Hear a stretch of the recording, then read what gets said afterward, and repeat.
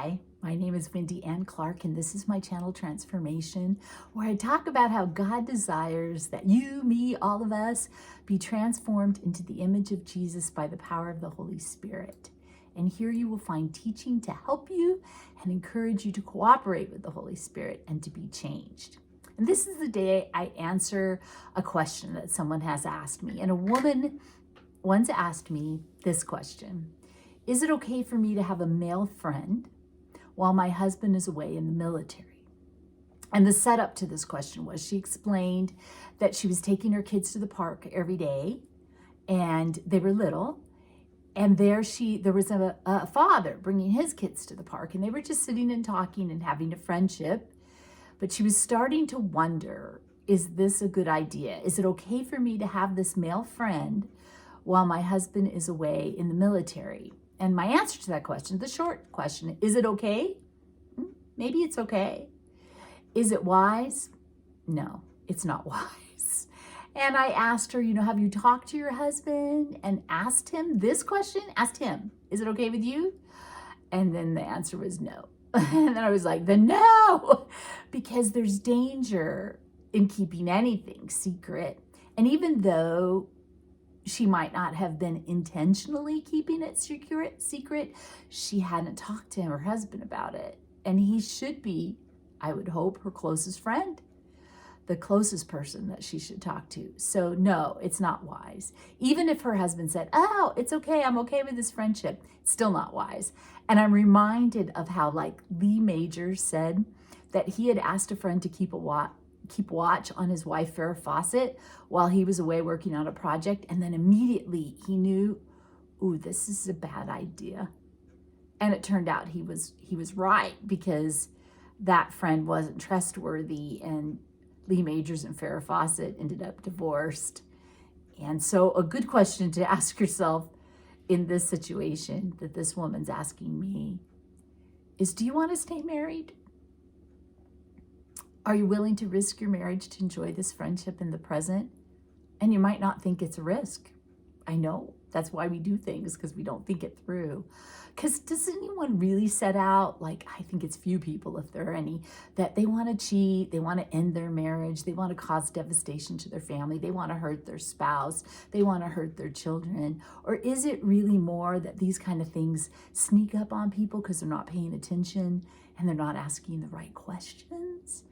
And here's the thing about our feelings and our emotions that we need to understand. There's this principle of feeding and starving our feelings and emotions. And many people seem either to not understand this or they simply ignore it. If you go back to that saying, the grass is always greener on the other side. And, it means, oh, I long for something that I don't have that's on the other side of the fence. But not really. On the other side, it's not really on the other side. The grass is greener where it's tended and it's watered and there's time and there's attention there. That looks more lovely. So if you will shift your attention, your focus to where you want your feelings to go, your feelings will follow. This is a principle, and you have more power than you might realize. Look at what Jesus says in Matthew 6:21. For where your treasure is, there your heart will be also. Now, your treasure, not just your money, although that's important, but the things you value, your time, your talents, your gift, your creativity, your energy, where you put all those things, there your heart's following. If you look at your heart, they're related, and this principle works in both directions. So put your treasure, your time, and your money, and your effort, and your creativity in the direction of where you want your heart to be. And if you find your heart is caught up where it shouldn't be, then shift your treasure away in a different direction. You can control your feelings. When I was teaching college English, I would have students talking about how they felt like they were trapped by their feelings. Like, there was one woman in one of my classes who was sharing things about her fiance, and they were terrible things. And other students would say, don't marry him, all these bad things about him. You're sharing bad things about him. He's not a good guy. And then one student, I remember her saying, you need to listen to Dr. Laura.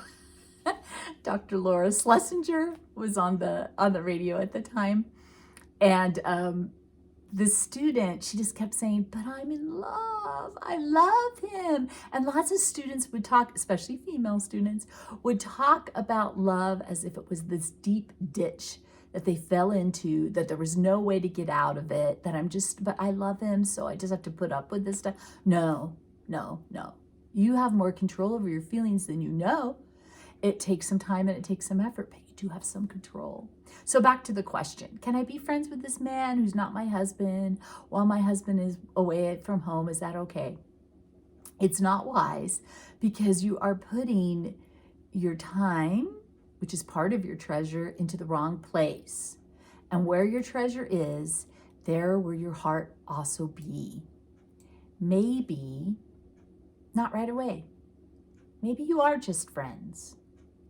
But the danger is very real. So in light of the truth of what Jesus teaches us, choose to stop this friendship for the health and safety and protection of your marriage. So my advice would be, tell this man you won't be able to meet with him again. And then don't go again to that place where you've been seeing him. So you've been going to this park and you're not officially meeting. He's just there at the park and your kids are all playing. And he has kids, so he's probably safe. Whatever you're thinking about him, don't go to that place again. You can tell him, I'm not coming anymore if you want to, or you can just never show up. I think it's nicer to tell him. Just to say, I don't think this is a good idea, and so I'm not going to come here anymore, and go somewhere else. I also suggest you tell your husband about this friendship, that you started this friendship. It's just been casual, you've been meeting, but you realize this probably isn't wise, and you are committed to protecting your future just by cutting this thing off, and that you want to tell your husband so there's no secret, everything's out in the open, and so that he can ask you about it in the future and make sure that you followed through on what you said you were going to do. And then focus your love and your attention and your time on your husband, on your marriage, on your future, on your kids. Find creative ways to focus on your husband while he's away from home. You might remind yourself, what were the things you did for your husband when you were first in love? Did you do sweet things for him? You might think about that. If your kids are old enough, then enlist their help and their creativity in preparing like a gift for your husband, for him to have when he comes home again, like a big project, and put your time and your effort and your energy and your money into that project, whatever it is. And you will find over time that your feelings will follow. Your feelings follow where you're putting your attention and your focus and your effort.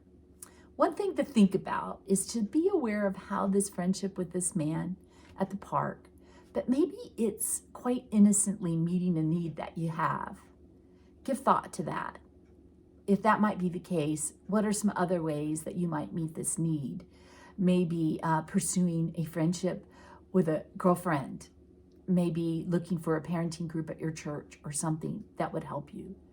But innocent or not innocent, you should leave these feelings behind, and you should control them by not growing those feelings for this person who's not your husband. You can do that by setting clear boundaries for yourself, and boundaries that protect you from temptation, that think in terms of even protecting yourself from accusation.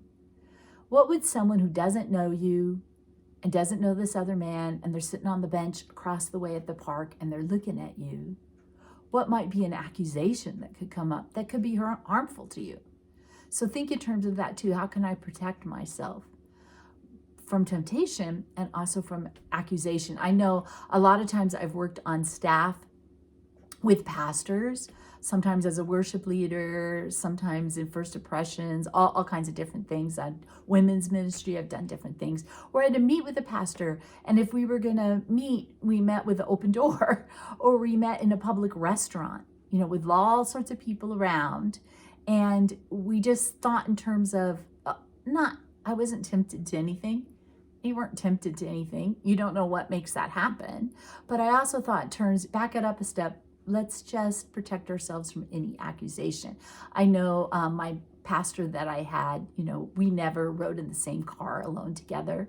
We always would drive separately, drive home separately. One time I remember I was stuck and he was going to give me a ride home. And he called his wife and said, hey, I'm going to give Wendy a ride home.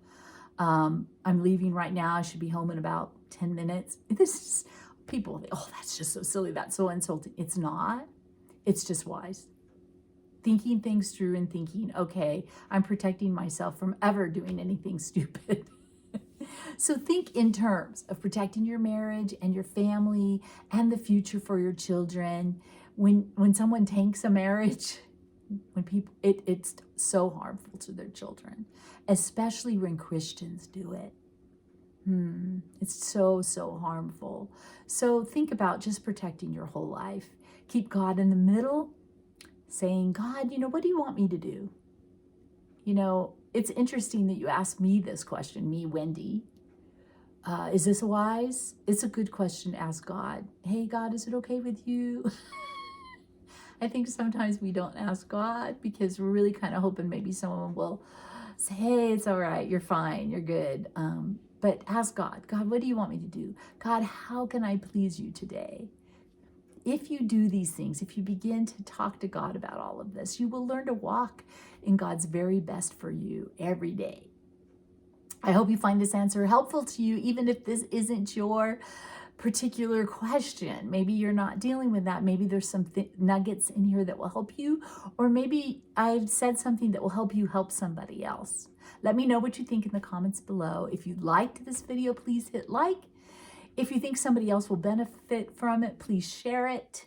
Hit subscribe if you just want to help me out on YouTube.